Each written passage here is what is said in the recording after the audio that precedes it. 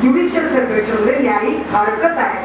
फक्त मुद्दाम मी पॉज घेऊन इथं सांगते, म्हणजे या कारणाने दोघे पती पत्नी म्हणून एकत्र राहत नसतात, सेक्शुअल लाईफ अस्तित्वात नसतं आणि हे एकमेव कारण असं असू शकतं की ज्या कारणाने घटस्फोट मागता येतो.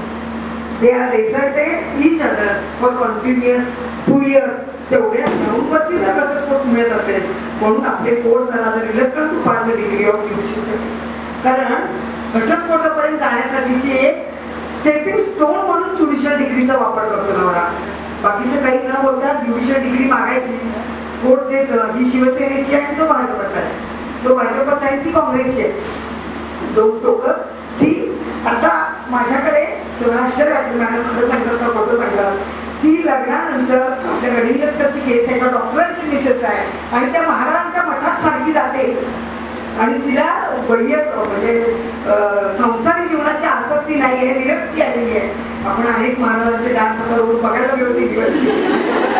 मला एवढंच म्हणायचं, that also is the reason for asking the judicial separation in one case. Practical सांगते मी, I was on the point. यामध्ये डायव्होर्स घेता येईल ज्युडिशियल सेपरेशन मिळेल. मात्र डायव्होर्सच्या कन्सेप्टमध्ये मैत्रिणींनो, आपण सॅटेलाइटच्या वर्ल्डमध्ये ग्लोबमध्ये वावरतोय. आपल्या कल्चरप्रमाणे हिंदू मुस्लिम ख्रिश्चन शीख कुठेही जातात एक्सेप्ट मुस्लिम. मी मुद्दाम एक्सेप्ट मुस्लिम म्हणते कारण मुस्लिम कायद्याच्या तरतुदी थोड्याशा वेगळ्या आहेत.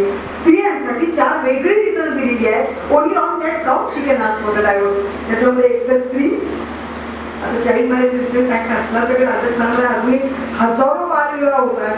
ही वस्तुस्थिती आहे. मुलगीचं लग्न ती 15 वर्षाच्या आत असताना झालंय आणि तिला तो पार्टनर म्हणून नको आहे. 10 वर्षांनी मोठा आहे, 15 वर्षांनी मोठा आहे, नवरा म्हणून म्हणायला योग्य नाही किंवा असं काहीतरी तिला वाटत असेल तर तिला मेजर झाल्याबरोबर विदिन 6 months शी शुल्क लागतो.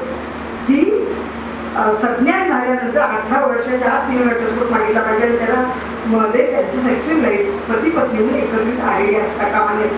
अशी कोणती गोष्ट ज्याच्या देण्या आणि घेण्यावर विवाह होणं आणि न होणं अवलंबून आहे, त्या सगळ्या गोष्टींची तरतूद हुंडा या संकल्पनेत केली.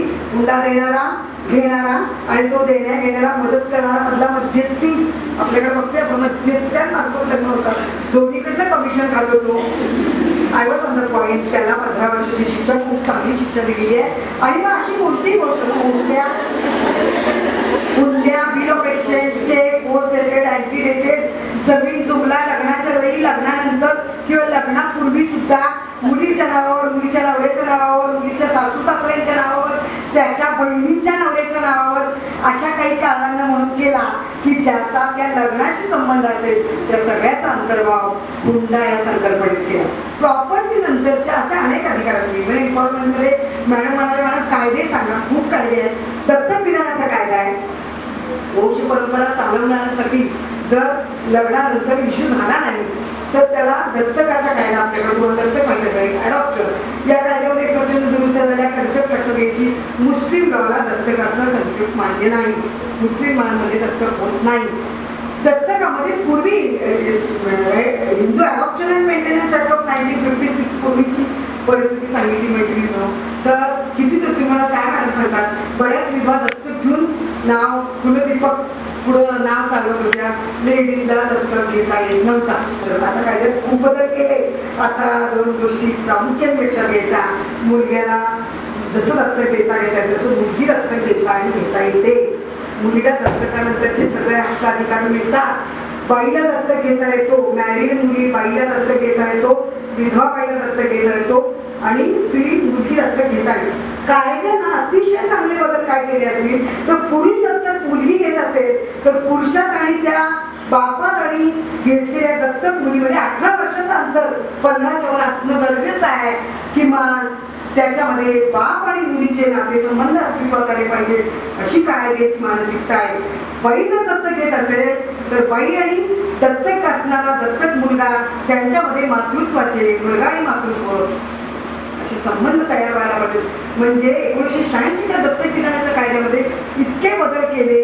दत्तकानंतर आपल्याकडे पुरुष दत्तक दिला घेतला जायचा आणि दत्तक घेतला की तो त्या दत्तकाच्या फॅमिलीमध्ये जाऊन त्या बारुळावर बसायचा.